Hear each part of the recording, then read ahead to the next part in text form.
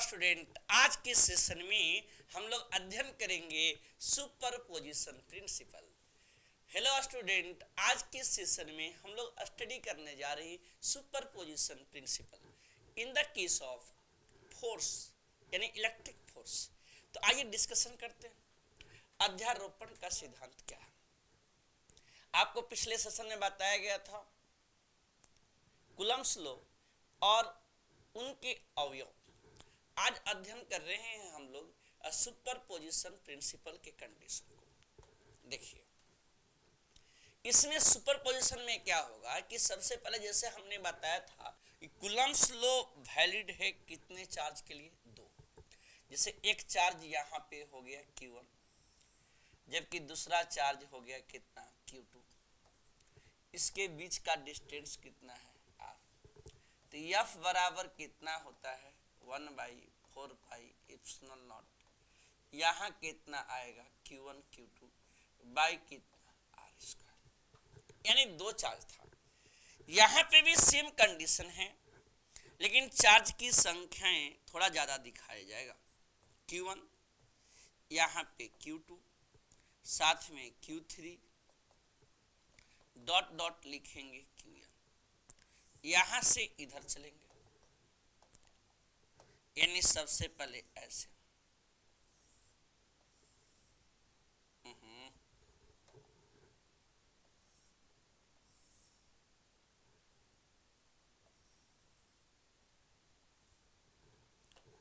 अब यहां पे क्या करेंगे? चार्ज को शो कर रहे हैं, एक दो, ऐसे ही डॉट डॉट n चार्ज ले लिया। अब कंडीशन है कि जैसे ही चार्ज लिए तो सबसे पहले ये जो पॉइंट चार्ज है ये प्लस क्यू हो गया, और प्लस क्यू हो जाएगा तो सबसे पहला क्या करेंगे कि जैसे ही यहाँ पे चार्ज आया, कौन सा? प्लस क्यू, तो ये दो चार्ज रहेंगे तब ना फोर्स अप्लाई होगा। तो इसलिए एक चार्ज यहाँ भी रख दिए जिसका नाम है Q0। लेकिन चार्ज का इनिशियल पॉइंट 1 है तो इसका नाम लिखा जाएगा कितना? E1 या F1। सेकेंड से चलेंगे तो इसका नाम हो जाएगा F2। थर्ड से चलेंगे तो नाम होगा F3, और डॉट डॉट Fn से चलेंगे तो यहाँ नाम होगा Fn। अब यहाँ पे क्या है, जो पूरी चार्जेज की जो कुंडली दिख रही है, बहुत सारे चार्जेज दिख रहे हैं, तो ये है सिस्टम ऑफ पॉइंट चार्ज। ये है सिस्टम ऑफ पॉइंट चार्ज, यानी कितना? आवेश के बहुत सारे टर्म हो गए। यानी कहने का मतलब क्या है? निकाय का आवेश है ये। बिंदु आवेश का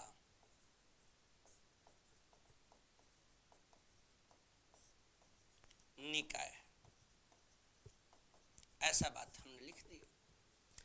अब तरीका है कि सबसे पहले इसके डिस्टेंस कितना है? R1 है, R2 है, R3 है, डॉट डॉट Rn। अब कह रहा है कि अगर ऐसा है तो सबसे पहले जैसा कि आपको बताया गया था कि कूलम्ब्स लॉ ऑलवेज वैलिड है कितने चार्ज के लिए? दो। वो भी शर्त था कि सबसे पहला बात दोनों चार्जेज पॉइंट चार्ज होने चाहिए, साथ ही साथ दोनों चार्जेज रेस्ट चार्ज होना चाहिए। उसी टॉपिक को यहाँ लिख रहे हैं, ऐसा नहीं है कि डिफरेंट लिख रहे हैं, बशर्ते चार्जेज का टर्म यहाँ क्या है? ज्यादा है। तो इसलिए यहाँ लिखेंगे Fr बराबर जितने भी फोर्स लग रहे हैं प्रत्येक चार्ज के द्वारा सबका सम, यानी परिणामी चार्ज जिसको कहिए F1 F2 F3, साथ में डॉट डॉट कितना लिखेंगे? Fn। यानी इसका नाम जो Fr है इसका नाम कितना है? तो इसका नाम कितना है? तो परिणामी आवेश, परिणामी बल। ये कितना है? इसका नाम आएगा परिणामी बल। ठीक है, सेकंड समझिएगा। यहां चार्ज का समूह हुआ, कितना चार्ज है? 1 2 3 डॉट डॉट कहां तक? n तक। यानी चार्जेज के जो समूह हैं, जो चार्जेज के टर्म हैं, ये चार्ज कितने हैं? ज्यादा। लेकिन सबसे पहले कूलम्स लॉ अप्लाई कितने पर होगा? दो चार्ज पे। यानी कितना हुआ? पहला चार्ज और क्यू नॉट के बीच में F1, दूसरा चार्ज और क्यू नॉट के बीच में F2, Q3 और क्यू नॉट के बीच में F3, डॉट डॉट कहां तक? Fn तक। सभी को जोड़ देंगे। जैसे ही जोड़ेंगे तो कितना आएगा? तो सबसे पहला कंडीशन आया कि जैसे ही जोड़ेंगे तो ये परिणामी आवेश हो जाएगा। परिणामी आवेश का मतलब कितना है? कह रहा है कि सबसे पहले इसमें एक आवेश हो या आवेश के समूह हो के द्वारा किसी बिंदु आवेश पर लगने वाला परिणामी बल, लगने वाला कौन बल? परिणामी बल। उस बिंदु आवेश पर प्रत्येक बिंदु आवेश द्वारा लगने वाले आवेशों के बलों के सदिशों के क्या होता है? योग के बराबर होता है। और ऐसा होता है तो इसे कहा जाएगा कौन सा?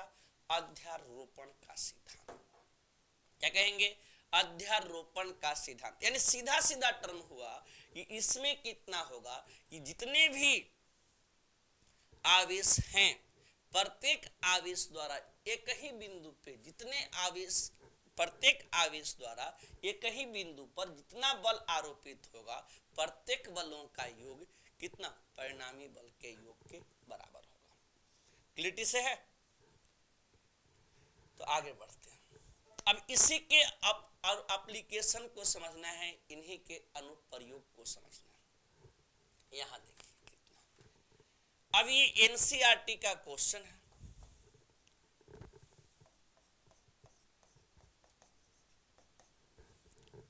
अब इसमें जो भी दिए गए हैं पहले आप नोट कीजिए। चार्ज 1 है, 2 इंटू 10 पे पावर -7 कूलम। चार्ज 2 है, 3 इंटू 10 पे पावर -7 कूलम। डिस्टेंस दिया गया है 30 सेंटीमीटर, यानी 30 गुने 10 पे पावर -2 मीटर। क्या इतना बात क्लियर है? तो फोर्स का इक्वेशन लिखिए, वैल्यू पुट कीजिए, कट कर दीजिए, फोर्स का इक्वेशन क्लियर। यानी ऐसे स्थिति में आप पहले इक्वेशन लिखें। जब ऐसा लिखेंगे तो कितना आएगा? F बराबर 1/4 पाई एप्सिलॉन नॉट। चार्ज कितना है? Q1 Q2 बाई कितना है? R²। अब देखिए इसका वैल्यू कितना आएगा? 9 इंटू 10 पे पावर 9 इंटू चार्ज 1 है 2 इंटू 10 पे पावर -7, इसके बाद 3 इंटू 10 पे पावर -7 बाई R²। अब कट कर दीजिए। हर समय डाटा पुट करने के बाद कट करना पड़ेगा फाइनली। 30 गुने 10 पे पावर -2, फिर कितना? 30 गुने 10 पे पावर -2 हो गया। तो यहाँ पे सब तो कट जाएगा, ये बच जाएगा 6 इंटू 10 पे पावर -3 न्यूटन। अब यह कैसे कट कर दीजिए? देखिए यहाँ पे 7 7 14 हुआ, 5 आउट, कितना बचेगा? 5 माइनस में 2 से कट किए -3, बाकी कट जाएगा। सोल्व कर लीजिएगा फाइनली, दैट इज द। आगे बढ़ते हैं। तीसरा करे 0.4 माइक्रो कूलम है, चार्ज दिया हुआ है और किसी छोटे गोले पर अनावेशित गोले के कारण इतना बल लग रहा है। तो आप बताइए कि पहले कंडीशन में, ये एनसीईआरटी का क्वेश्चन नंबर 2 है, एनसीईआरटी का क्वेश्चन नंबर कितना है? 2। अब यहां पे 2 चार्ज गिवन है। कितने चार्ज? 2। दोनों चार्जेस को लिखिए 2 साइड में। एक चार्ज का वैल्यू दिया है यहाँ पे Q1, जबकि दूसरे चार्ज का वैल्यू दिया है Q2। ठीक है, ये कितना है? 0.4 माइक्रो कूलम, जबकि दूसरा दिया है 0.8 माइक्रो कूलम। दोनों के बीच का दूरी कितना है? निकालना है। पहला में क्या कर रहा है, डिस्टेंस निकालिए, तो यही निकाल देना, ठीक है। अब बताइए इनके बीच का फोर्स कितना है, तो फोर्स दिया हुआ था 0.2 न्यूटन। अब बताइए इसका मान माइक्रो का 10 पे पावर -6 कूलम, ठीक है। अब इक्वेशन लगाइए फोर्स का, 1/4πε0, चार्ज कितना Q1 Q2 बाई कितना r², लिख दी। अब इसका वैल्यू होता है 9 × 10⁻⁹, चार्ज गिवन है 0.4 × 10⁻⁻6, 0.8 × 10⁻⁻6,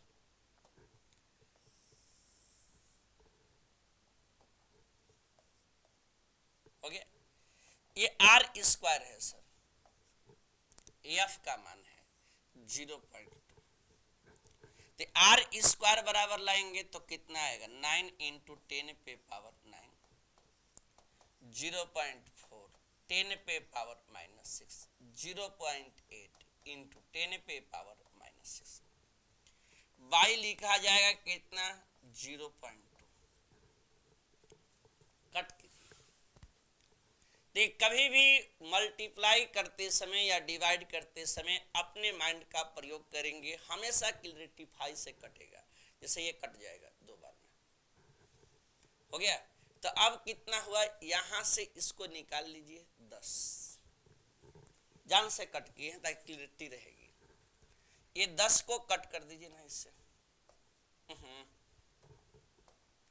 10 पे पावर 8 आएगा, और इसका वैल्यू आ जाएगा 144 गुने, ये कितना आएगा 10 पे पावर -4, r बराबर कितना है 144 गुने 10 पे पावर -4, ये आएगा 12 गुने 10 पे पावर -2 मीटर, यानी कितना आएगा 12 सेंटीमीटर का, इतना बातें आएंगी। यदि यस तो आगे बढ़िए। अब ये रहा आपका ए नंबर। बी नंबर में क्या है, देखिए बी नंबर जो कंडीशन है बहुत ही इंपॉर्टेंट रखता है। यहां तो डाटा कट कर लेते हैं, लेकिन सेकेंड में क्या कहा, ऐसे आपको बताया गया था फीचर्स में कि सबसे पहले ये न्यूटन के सेकेंड लॉ को फॉलो करता है, एक Q1 है एक Q2 है। पहले के द्वारा इस पर फोर्स लगता है, इसका नाम होगा F12, जबकि दूसरे के द्वारा लगेगा F21, ठीक है। अब आप ही बताइए इसका वैल्यू कितना होगा, F12 बराबर F21, मतलब सीधा टर्म की 0.2, यानी कि फोर्स का वैल्यू सेम हो जाएगा। कि बताया गया था आपको कूलम्स लॉ के विशेषता में कि बात सबसे पहला लाइन क्या था कि कूलम्स लॉ हमेशा न्यूटन्स के लॉ को फॉलो करता है, यानी दो ही चार्ज न है तो इस पर कितना होगा, जितना फोर्स इसके द्वारा लगेगा उतना ही फोर्स इसके द्वारा भी लगेगा। और ऐसा होता है तो सबसे पहले चार्ज द्वारा दूसरे चार्ज पे जितना फोर्स लगेगा, दूसरे चार्ज द्वारा भी पहले चार्ज पे उतना ही फोर्स लगेगा। इसका मतलब हुआ कि सबसे पहले बल का मान जितना पहले था उतना भी अभी भी रह जाएगा, ठीक है। आगे बढ़िए।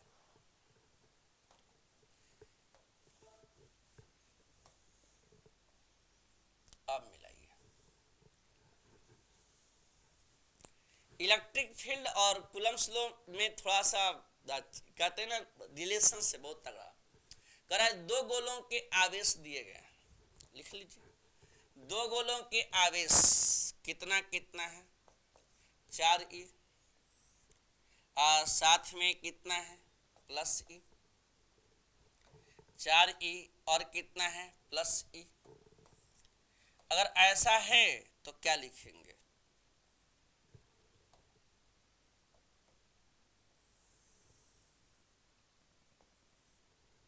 एक है 2।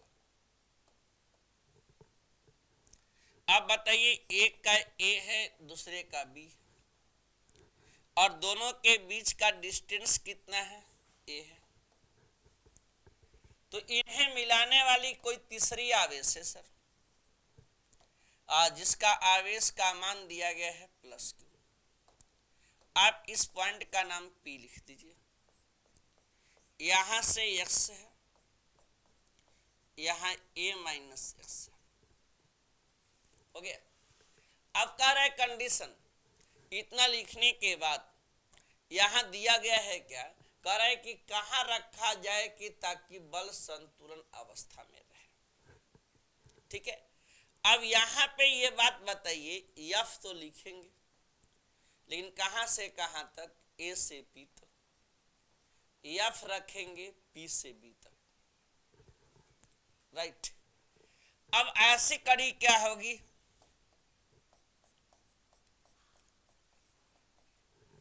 यहां आया 4e साथ में q बाई डिस्टेंस कितना है एक्स स्क्वायर, 1/4 पाई इप्सिलॉन।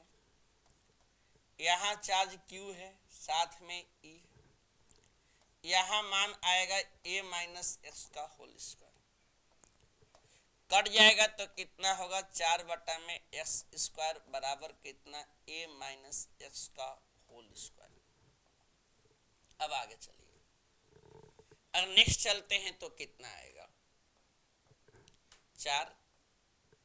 4 को आप लिख सकते हैं ना 2/x का स्क्वायर, a माइनस एक्स का होल स्क्वायर कर देंगे तो कितना आएगा 2/x 1 a minus x, cross multiply कीजिए, मतलब तिरछा तिरछी गुना, 2a बराबर 2x बराबर कितना x, 3x बराबर कितना 2a। अब बताइए x बराबर कितना आएगा 2a बाई कितना 3, ये आपका आंसर। ठीक है, यानी इसका वैल्यू आ जाएगा कितना 2a बाई 3, x का वैल्यू है।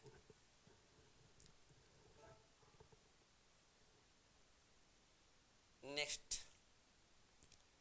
ये भी संतुलन का ही क्वेश्चन है, आप चाहें तो वीडियो को पॉज करके सोल्व कर सकते हैं।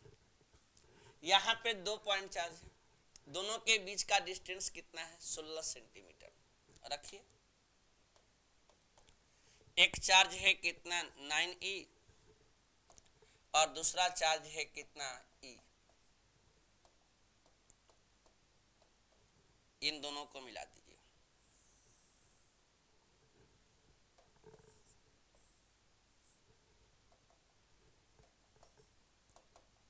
एक होता है 9e और एक होता है e, एक दूसरे के बीच की दूरी है 16 सेंटीमीटर।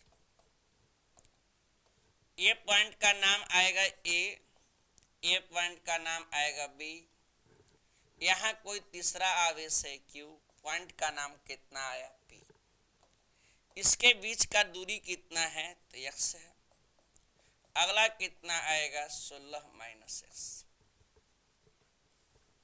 ठीक है, और इतना बात सही है तो कितना लिखेंगे, एफ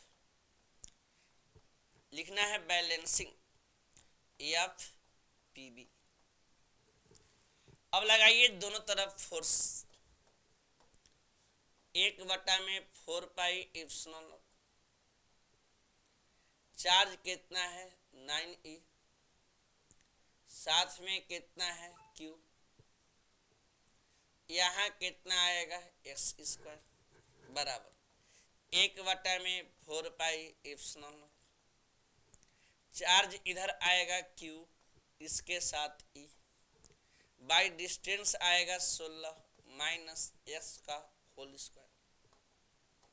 अब कट कर दीजिए, कितना आ जाएगा 9/x स्क्वायर बराबर 1/16 माइनस x का होल स्क्वायर। इसका मतलब कितना हुआ 3/x का स्क्वायर बराबर 1 - 16 - x का होल स्क्वायर।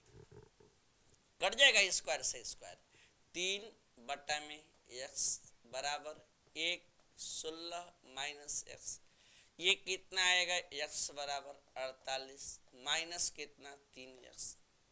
तो अब बताइए कितना हो गया 4x बराबर कितना 48, x बराबर कितना 48/4, कितना आंसर आएगा? तो सबसे पहले 12 सेंटीमीटर। क्लियर है? चेक करिए पहले आराम से। आज इलेक्ट्रिक फील्ड तक आपको चर्चाएं कर दी जा रही। कह दे कि संतुलित अवस्था में है, और संतुलित अवस्था में है तो फिर दिक्कत कहां से?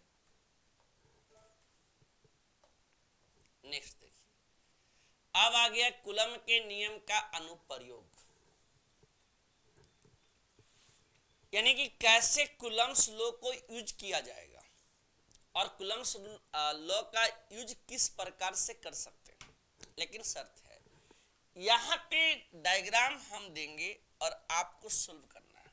मान लीजिए सपोज दैट बिंदु यहां लिख देते हैं C, calculate the force on C, मतलब फिगर देना है एज शोन इन फिगर। यहां पहले चार्ज लेंगे, एक चार्ज का नाम Q है, दूसरे चार्ज का नाम Q डैश है, यहां पे ये Q डैश है, एक पॉइंट का नाम A है, यहां से आगे चलिए, यहां से यहां तक के डिस्टेंस कितने हैं?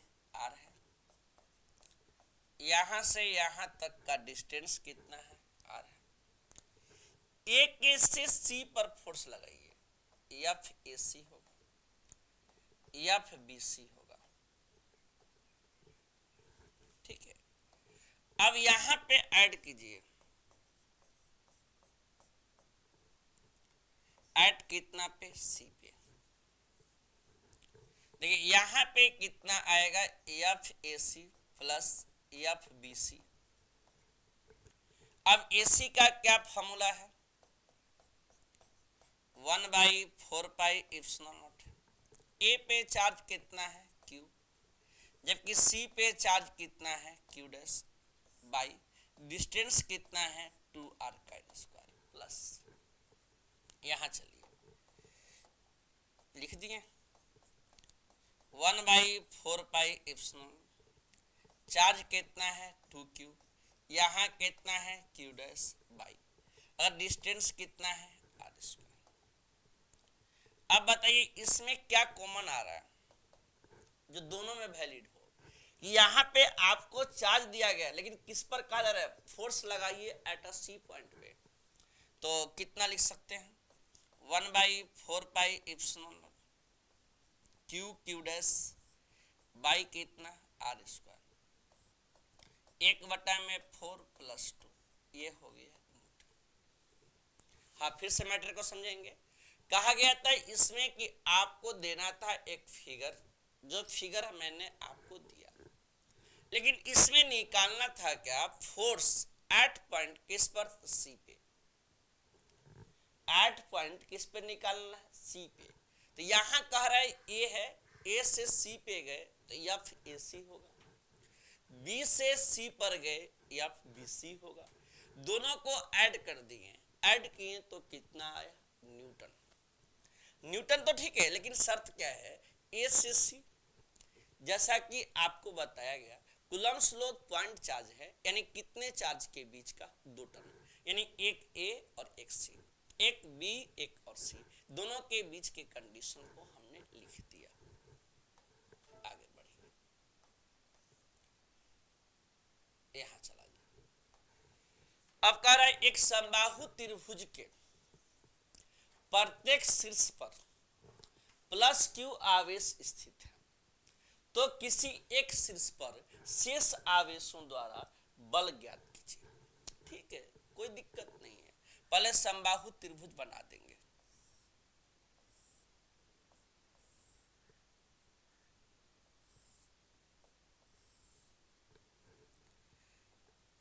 समबाहु त्रिभुज बनाने के बाद सभी चार्जेज को शो करेंगे।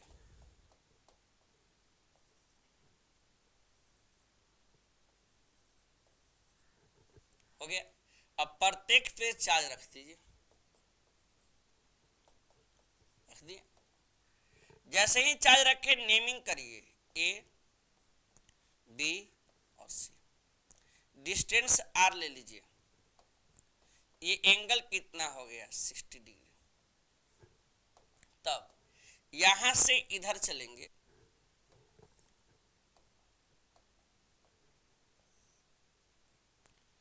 एफ बी ए, यहां से चलेंगे एफ सी ए, एंगल कितना होगा 60। ठीक है, सम्मुख कोण आपस में बराबर है। यहां नाम आएगा एफ बी ए बराबर कितना 1/4 पाई एप्सिलॉन।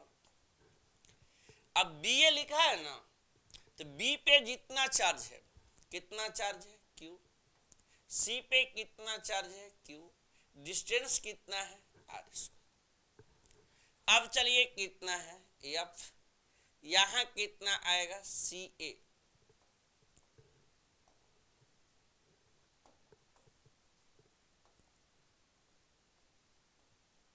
इसका वैल्यू लिखेंगे 1/4 पाई एप्सिलॉन।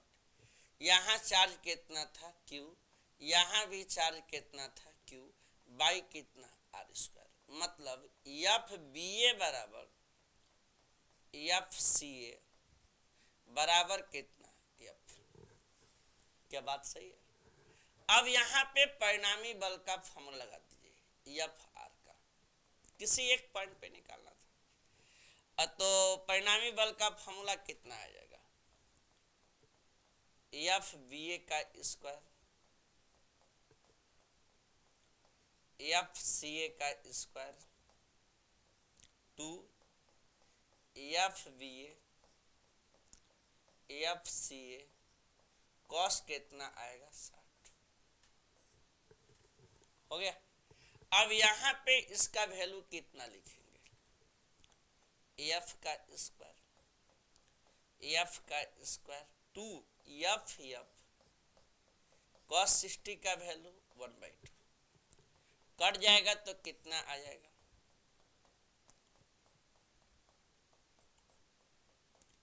ये जब ऐड करेंगे तो कितना आएगा 3 एफ स्क्वायर। इसका मान कितना आएगा √3 एफ, √3 एफ।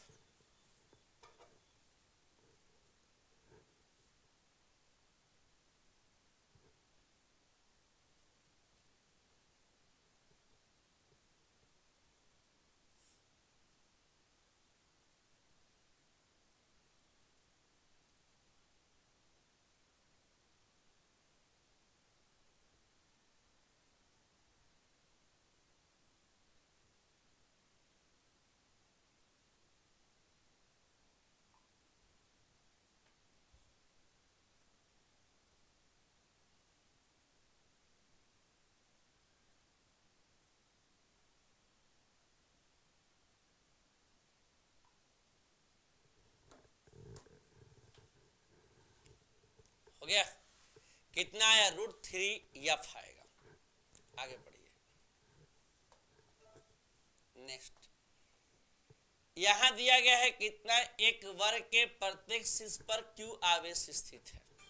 एक वर्ग है और उस पर कितना आवेश है, तो सबसे पहले एक वर्ग है, प्रत्येक पर कितना आवेश है क्यू आवेश स्थित है एवं इसकी भुजा ए है। तो वर्ग के केंद्र पर परिणामी बल ज्ञात कीजिए। ठीक है, और ऐसा बात है तो सबसे पहला बात यहां पे स्क्वायर लेंगे, ये स्क्वायर यहां रख देंगे। ठीक है, अब यहां पे कितना आवेश होंगे, तो ये आवेश के नाम कितना आएंगे, तो सबसे पहला बात प्लस क्यू, यहां भी कितने होंगे प्लस क्यू, यहां पे कितने होंगे प्लस क्यू, यहां पे कितने होंगे प्लस क्यू। प्रत्येक के बीच का दूरी कितना है ए। अब इसके डायगोनल को ऐड कर दीजिए, कर दिए। सेंटर कितना है, O है, तो इसका पॉइंटिंग आया, लेकिन चार्ज कितना है, +2। तो अब बताइए वर्ग का विकर्ण कितना होता है, वर्ग का विकर्ण ये होता है √2a। वर्ग का विकर्ण कितना है, √2a। यहां नाम आया a, यहां b, यहां c, यहां d, यानी सीधा नाम आएगा AC बराबर BD बराबर √2a। ठीक है, अब ये बताइए सबसे पहले A से O, O से C बराबर कितना होगा, AC/2।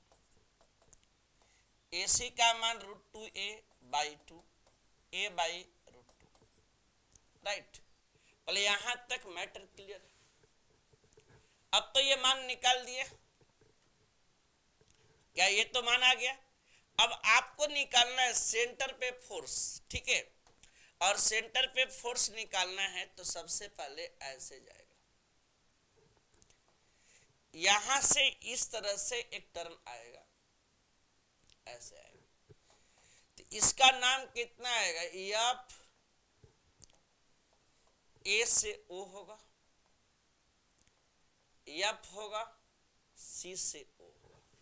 हम एक ही लाइन पे निकाल रहे हैं, तो FAO क्या लिखेंगे, FAO बराबर कितना आएगा, 1/4πε0। ए पे चार्ज कितना है, Q, दूसरे पे भी चार्ज कितना है, Q। अब डिस्टेंस की बात करें तो यहां पे आएगा a/√2 का स्क्वायर। अगला समझिए, FCO का 1/4πε0 Q इंटू Q बाई, ये आएगा a/√2 का स्क्वायर। हो गया। अब क्या कर रहे हैं, कह रहे हैं कि ऐसा है तो आपको बताना है कि वर्ग के केंद्र पर परिणामी बल कितना है। ठीक है, तो एट पॉइंट ए पर आइए, एट पॉइंट ओ पे ना, एट पॉइंट ओ यानी बिंदु ओ पर, बिंदु ओ पर, और बिंदु ओ है, थोड़ा सोचिएगा, बिंदु ओ, लेकिन कह रहा है क्या कि एट पॉइंट ओ पर क्या होता है, बल है, यानी बिंदु ओ पर बल FAO तथा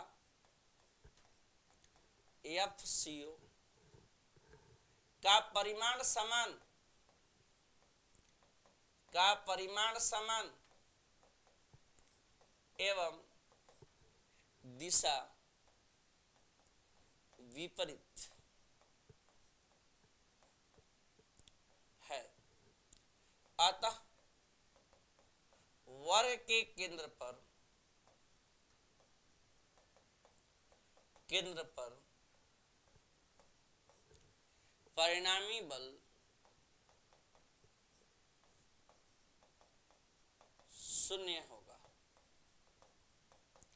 कि दोनों उल्टा हो जाएंगे ना, परिमाण सेम हुआ तो यहां परिमाण सेम हुआ, इसका मतलब क्या कि सबसे पहले ये फोर्स एक दूसरे को कैंसिल कर देगा, यहां से ऐसे चलेगा, यहां से ये ऐसे चलेगा, तो एक का मान कितना आया, F है,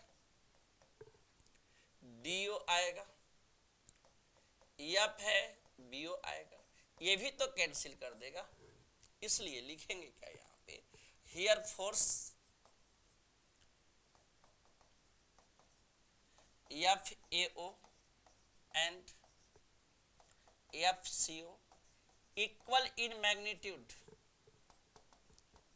equal in magnitude but opposite in direction, opposite in direction, so a resultant force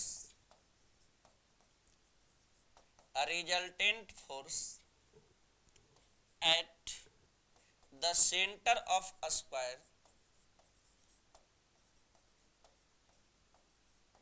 is equal to 0।